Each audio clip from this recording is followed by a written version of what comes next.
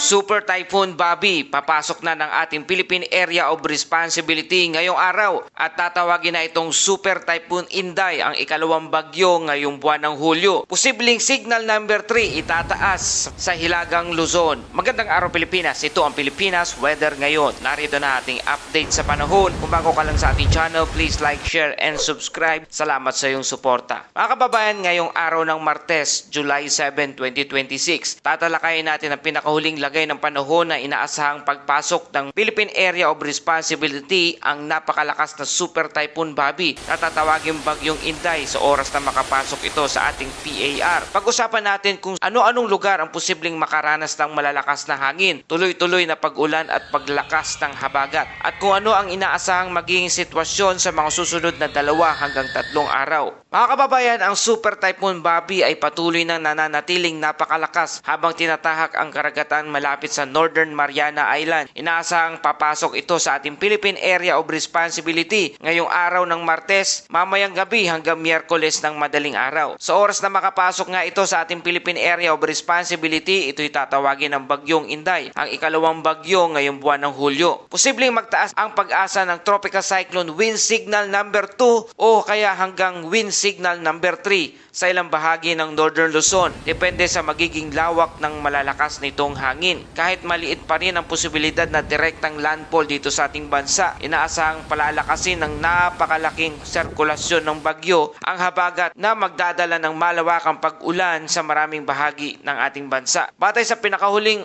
ulat ng Pag-asa, ang sentro ng bagyong Bobby ay nasa layong 2,000 kilometers east of Southern Luzon. Taglay nito ang lakas ng hangin na umaabot na sa 205 kilometers per hour at may pagbugso na umaabot sa 250 kilometers per hour. Kumikilos ito pa west-northwestward sa bilis na 25 kilometers per hour. Habang ang central pressure nito ay nasa 910 hectopascal, isang indikasyon ng isang napakalalim at napakalakas na tropical cyclone. Isa pang mahalagang detalye mga kababayan, ang lawak ng sirkulasyon nito.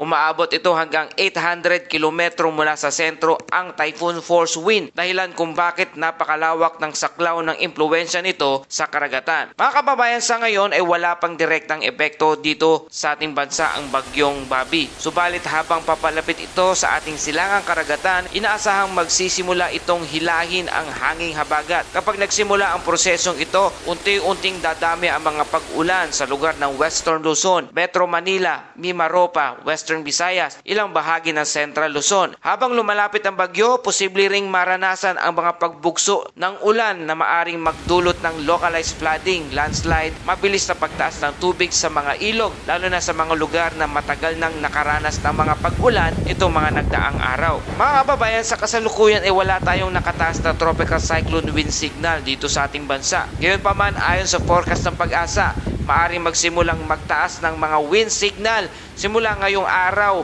mamayang gabi hanggang Miyerkules ng umaga. Ang mga unang maaring makaranas nito ay ang lugar ng Batanes, Babuyan Island, Hilagang Cagayan, Ilocos Norte at iba pang bahagi ng extreme Northern Luzon. Batay sa kasalukuyang projection, ang pinakamataas na maaring maranasan ay signal number 2 o kaya posible pang umabot sa signal number 3. Depende sa magiging layo ng sentro at lawak ng malalakas na hangin habang dumaraan ito sa silangan ng Taiwan. Mahalaga tandaan na forecast pa lamang ito mga kababayan, at ito'y maaari pang magbago depende sa magiging galaw ng bagyo sa mga susunod na advisory. Habang papalapit ang Super Typhoon Bobby, inaasang mabilis ding lalaki ang alon sa silangang karagatan ng bansa. Ayon sa Pag-asa, maaring maglabas ng gale warning pagsapit ng Miyerkules para sa hilagang silangang baybayin ng ating bansa. Pinapayuhan ng mga mangingisda, operator ng mga maliliit na bangka at iba pang sasakyang pandagat na bantayang mabuti mga susunod na marine bulletin bago pumalaot sa inyong lugar. Bukod sa Super Typhoon Bobby, patuloy ding nakakaapekto ang ridge ng high pressure area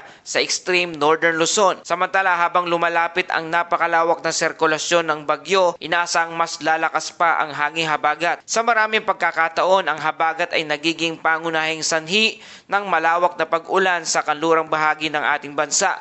kahit malayo po ang mismong sentro ng bagyo. Ito ang dahilan kung bakit mahalagang bantayan hindi lamang ang lokasyon ng bagyo kundi pati ang lawak ng moisture na hinihila nito papunta dito sa ating bansa. Mga kababayan, sa kasalukuyan nananatiling nasa napaka-favorable na kondisyon ang Super Typhoon Bobby. Bagamat may inaasahang unti-unting paghina habang papalapit ito sa Taiwan dahil sa mas mataas na wind shear at bahagyang pagbaba ng upper level outflow, inasahang mananatili pa rin itong isang napakalakas na bagyo habang papasok sa ating Philippine Area of Responsibility. Hindi ang eksaktong lokasyon ng mata ang pinakamahalagang dapat bantayan sa ngayon, kundi ang mas mahalaga ay obserbahan ang lawak ng sirkulasyon nito dahil ito ang magtatakda kung gaano kalawak ang maapektuhan ng malalakas na hangin, habagat at mga pag-ulan dito sa ating bansa. Mga kababayan, sa loob ng 24 oras, inaasahang papasok ang Super Typhoon Bobby sa ating Philippine Area of Responsibility o PAR at tatawagin na nga itong bagyong Inday, ang ikalawang bagyo ngayong buwan ng Hulyo at ikasyam naman na bagyong pumasok dito sa ating bansa ngayong taong 2026. Kikilos ito pahilagang kanluran patungo sa Ryukyu Island at silangan ng Taiwan at unti-unting lalakas ang hanging habagat.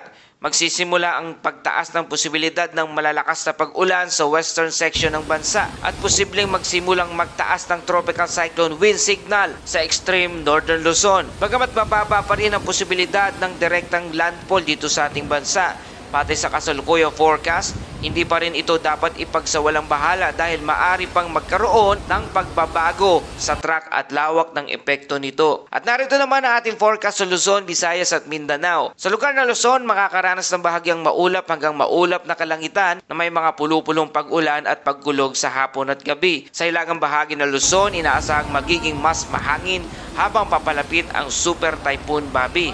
Sa Visayas naman, magiging mainit sa maghapon ngunit may posibilidad ng mga localized thunderstorm pagsapit naman ng hapon at gabi. Sa lugar ng Mindanao, mananatili ang pangkalahatang maaliwalas na panahon sa maraming lugar, subalit posible pa rin ang mga panakanakang thunderstorm sa bandang hapon. Kaya mga kababayan, habang wala pang direktang epekto ang bagyo sa malaking bahagi ng ating bansa, ito ang tamang panahon upang ihanda ang emergency kit, i-charge ang mga communication device at patuloy na subaybayan ang mga official bulletin o update ng Pag-asa o kaya dito sa ating channel. At para sa ating Bible verse of the day mula sa Psalms 46 verse 1, God is our refuge and strength, an ever-present help in trouble. Mga kababayan, kapag may paparating na bagyo, natural lamang na makaramdam tayo ng pangamba.